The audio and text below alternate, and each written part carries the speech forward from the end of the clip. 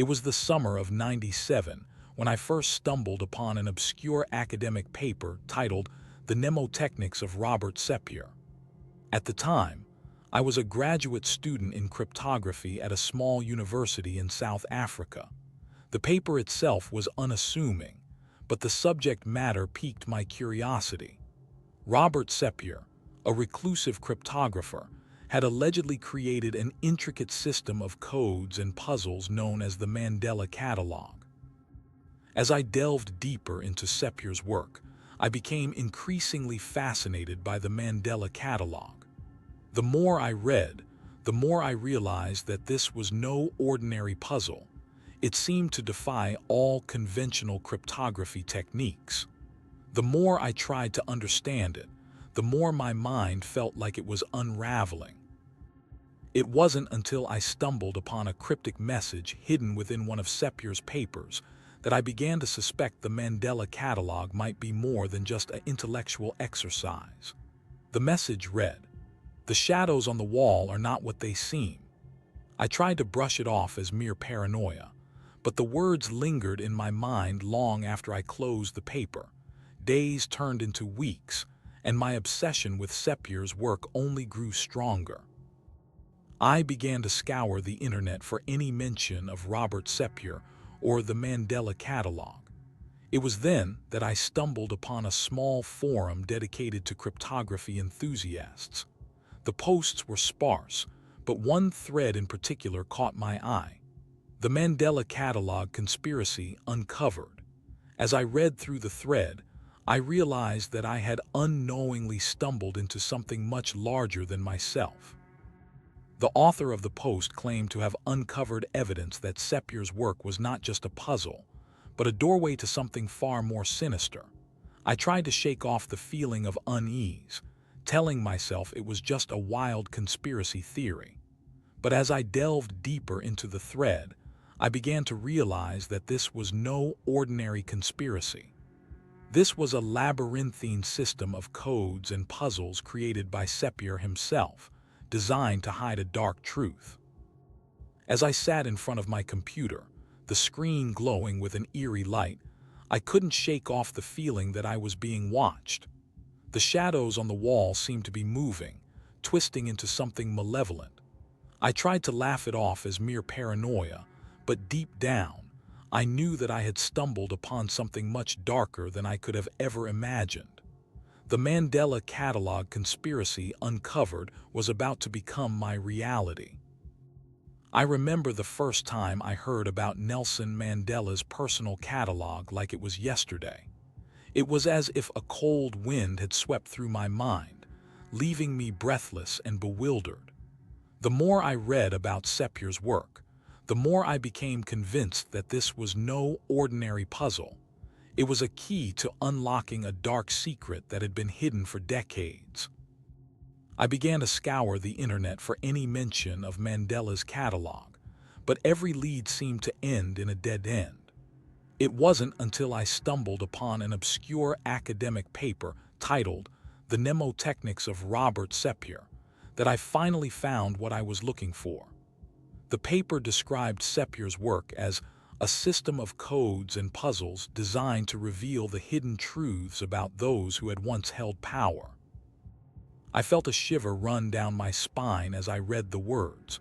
Who was behind this mysterious catalog, and what secrets did it hold? As I delved deeper into Sepehr's work, I began to notice strange inconsistencies in the puzzle. It was as if the code was shifting and changing before my very eyes. I started to wonder if I had stumbled upon something that was meant to be hidden. I spent hours poring over the code, trying to decipher its secrets. But with every step forward, I felt like I was being pulled further into a world of darkness and deceit. The shadows on the wall seemed to grow longer and darker, as if they were watching me with an unblinking gaze. I started to feel like I was losing my grip on reality. The puzzle had become all-consuming, and I wasn't sure what was real and what was just a product of my own paranoia. But I knew one thing: I had to keep going. I had to uncover the truth behind Mandela's catalog, no matter what it cost me. I spent countless hours researching Sepehr's life and work, trying to piece together the puzzle. It wasn't until I stumbled upon an old interview with Nelson Mandela himself that I finally began to understand the true nature of the catalogue. In the interview, Mandela spoke about a private catalogue that contained information about those who had once held power, information that could be used to manipulate and control. The more I read, the more I realized that Sepehr's work was not just a puzzle. It was a blueprint for a much larger conspiracy. I received the letter on a typical Wednesday afternoon, nestled between bills and junk mail in my mailbox. The envelope was plain white with no return address, but one phrase stood out in red ink: "For the curious." I recognized the handwriting as belonging to my great-aunt, Alara, who had passed away 6 months prior. I had never met Alara, but she was a distant relative on my mother's side. She had lived in South Africa during Mandela's presidency and was rumored to have been close to Sepehr himself. The letter was cryptic, but it hinted at the existence of an inheritance that would change everything I thought I knew about my family's history. I felt a mix of emotions as I opened the envelope and pulled out the contents. Inside, I found a small key, a USB drive, and a single sheet of paper with a message scrawled in Alara's handwriting. The Mandela Catalogue is not just a puzzle, it's a doorway to the past. I stared at the key, wondering what it unlocked. Was it a safe, a box, something more sinister? I inserted the USB drive into my computer and began to upload its contents. I spent hours poring over the files, which consisted of cryptic notes, photographs, and audio recordings. The recordings were from Sepehr's lectures on cryptography, but one conversation stood out, a conversation between Mandela and Sepehr themselves. They spoke about the catalogue as a tool for the initiated, and how it held the secrets of those who had once held power. I felt like I was being pulled into a world of espionage and deceit. The more I listened to the recordings, the more I realized that my family's history was intertwined with Sepehr's work in ways I couldn't understand. And then there were the photographs, grainy images of Alara, smiling and proud, standing next to Mandela himself. I began to wonder if I had inherited more than just a key and a USB drive. Had I inherited a legacy of secrets and lies? A responsibility to uncover the truth behind Sepehr's work? I spent the next few days poring over the contents of the USB drive, trying to make sense of it all. The recordings were cryptic, but one phrase kept repeating itself: "The eyes that see are not the ones that look." I wondered if this was a reference to Sepehr's work or something more sinister. I decided to dig deeper and started searching for any connections between Alara and Sepehr. It wasn't until I stumbled upon an old interview with Mandela himself that I finally found what I was looking for. In the interview, Mandela spoke about a private catalogue that contained information about those who had once held power, information that could be used to manipulate and control. The more I read, the more I realized that Sepehr's work was not just a puzzle. It was a blueprint for a much larger conspiracy. I felt like I was uncovering a web of deceit that went all the way to the top. I spent hours researching Sepehr's life and work, trying to piece together the puzzle. It wasn't until I stumbled upon an old article about a secret society known as the Order of the New Dawn that I finally began to understand the true nature of the catalogue. The society was rumored to have been founded by Sepehr himself, with Mandela as one of its earliest members. I felt like I had stumbled into something much bigger than myself. A world of secrets and lies that seemed to go on forever. But I knew one thing: I had to keep going. I had to uncover the truth behind Sepehr's work and the Order of the New Dawn. I spent the rest of the day researching everything I could find about the society, scouring the internet for any mention of it. And then, just as I was starting to get tired, I stumbled upon a message board dedicated to the Order of the New Dawn. I hesitated for a moment before posting my first question, but something compelled me to do so. "Hello," I wrote. "I'm trying to learn more about Sepehr's work and the Order of the New Dawn. Can anyone help?" I felt a shiver run down my spine as I hit send. Had I just taken the first step into something much bigger than myself? Or had I just opened myself up to a world of danger? As I waited for responses on the message board, I couldn't help but feel a sense of excitement and trepidation.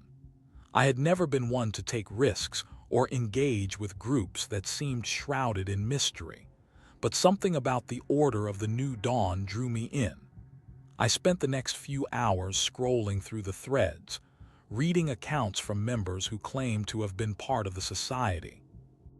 Some spoke of its benevolent teachings and charitable works, while others whispered about its darker secrets and sinister plots. I felt a thrill run down my spine as I read about the society's supposed connections to Mandela and Sepehr. It seemed that the order was more than just a group.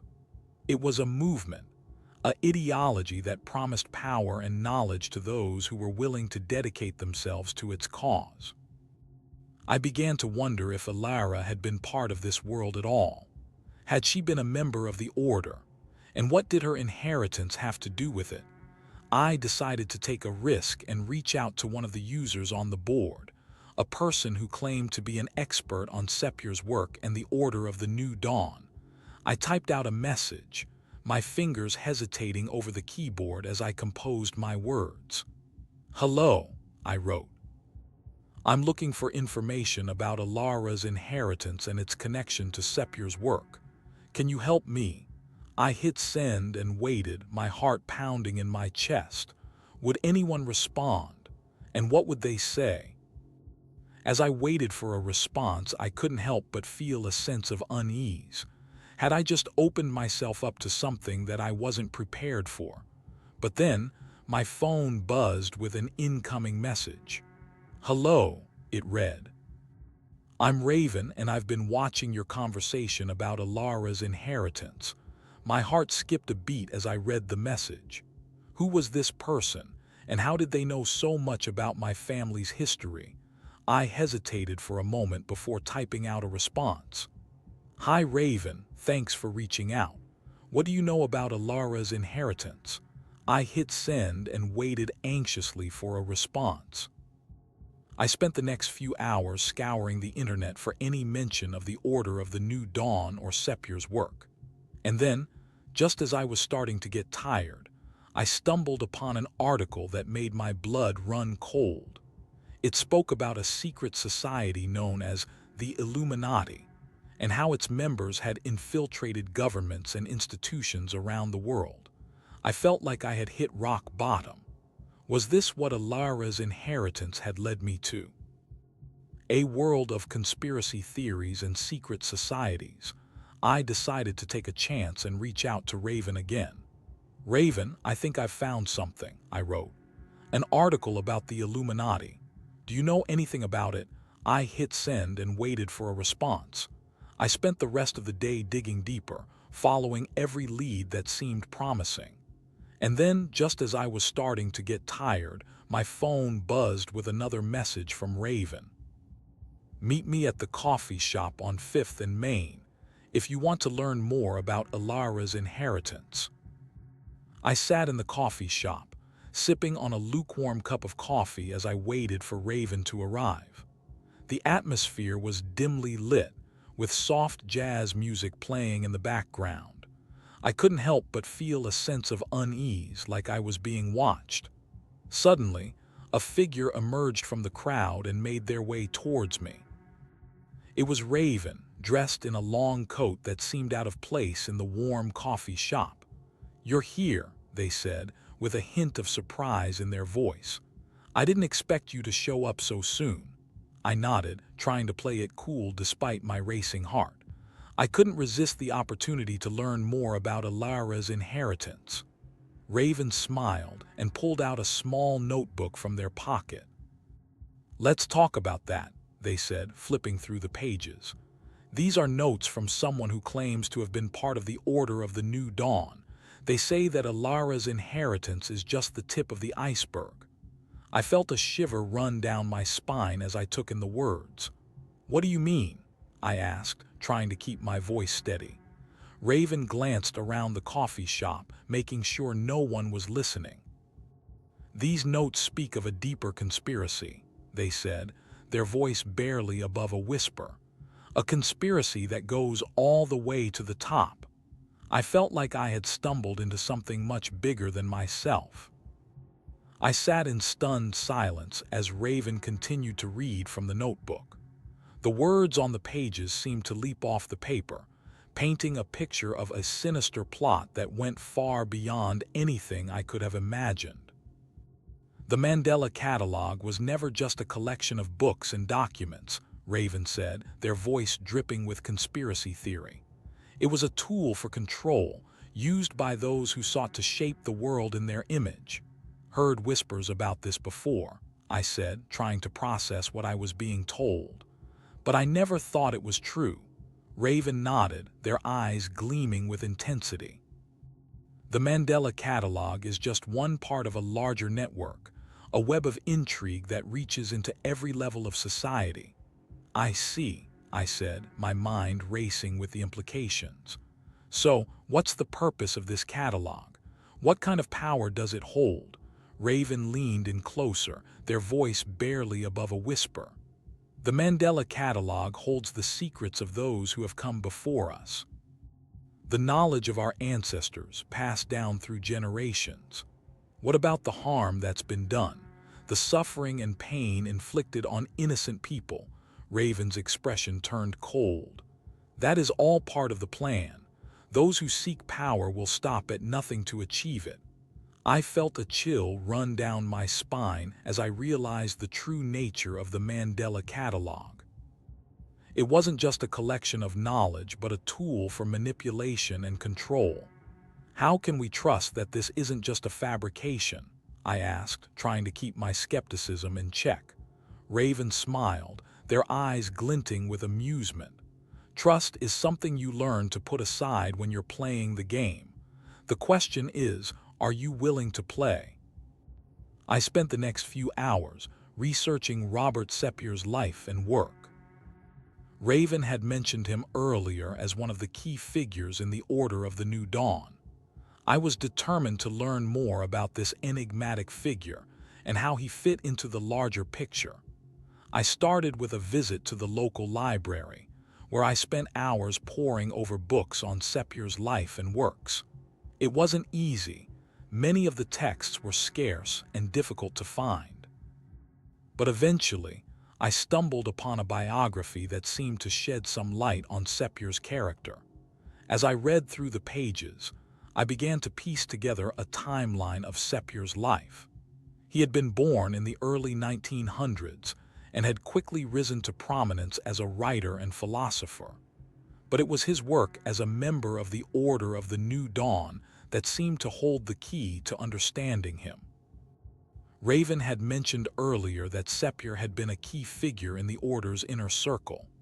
I wondered what kind of role he might have played and whether his work could shed any light on the catalog. I spent hours studying Sepehr's works, searching for clues about his involvement with the Order. And then, one day, I stumbled upon something that made my blood run cold. It was a letter, written by Sepehr himself. It spoke of a secret project, codenamed Mandela, and hinted at the true nature of the Order's goals. I felt like I had finally uncovered a piece of the puzzle. But as I read on, I realized that this was just the beginning. There was still so much more to learn and so much more to uncover. I sat at my desk, staring at the letter in front of me. The words on the page seemed to leap off the paper, filling me with a sense of excitement and trepidation. I had finally uncovered a piece of the puzzle, but I knew that there was still so much more to learn.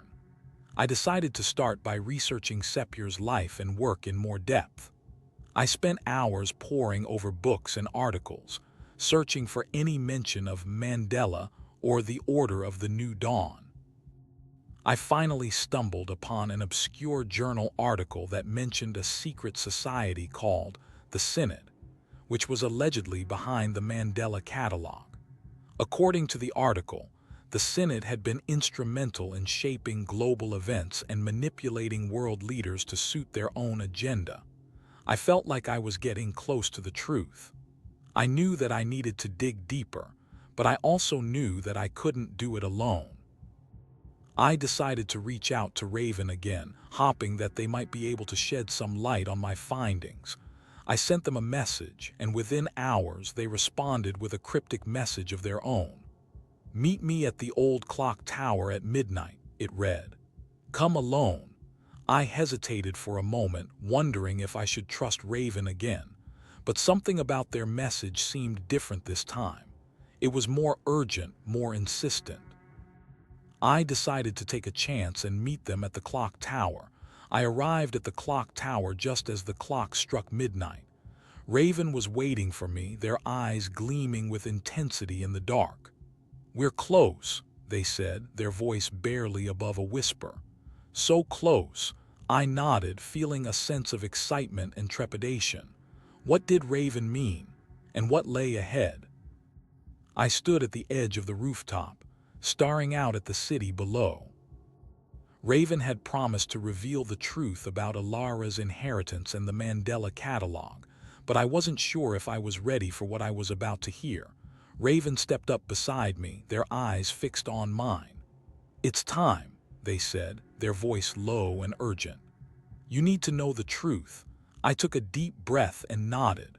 Raven led me to a small table at the edge of the rooftop, where a single chair was set out. I sat down, feeling a sense of trepidation building inside me. Raven stood behind me, their hands on my shoulders.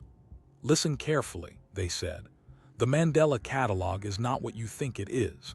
It's not just a collection of knowledge and secrets. It's a tool for control." I felt a chill run down my spine as Raven continued to speak.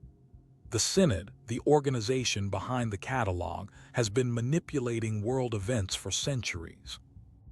They use their knowledge and power to shape global politics and economies, keeping themselves hidden from the rest of us." I couldn't believe what I was hearing. This was insane, but at the same time it made perfect sense. The catalogue seemed too perfect, too well organized to be anything other than a tool for control.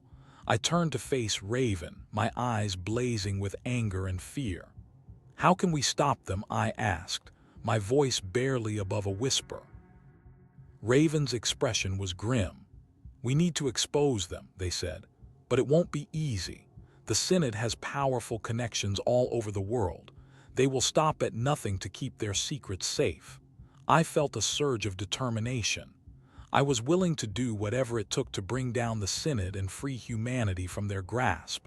I nodded, my mind racing with plans and strategies. We were in this together now, Raven and I. Together, we would take down the Synod and shatter the Mandela Catalogue's hold on the world.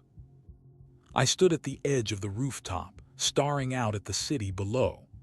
Raven had promised to reveal the truth about Alara's inheritance and the Mandela Catalogue, but I wasn't sure if I was ready for what I was about to hear.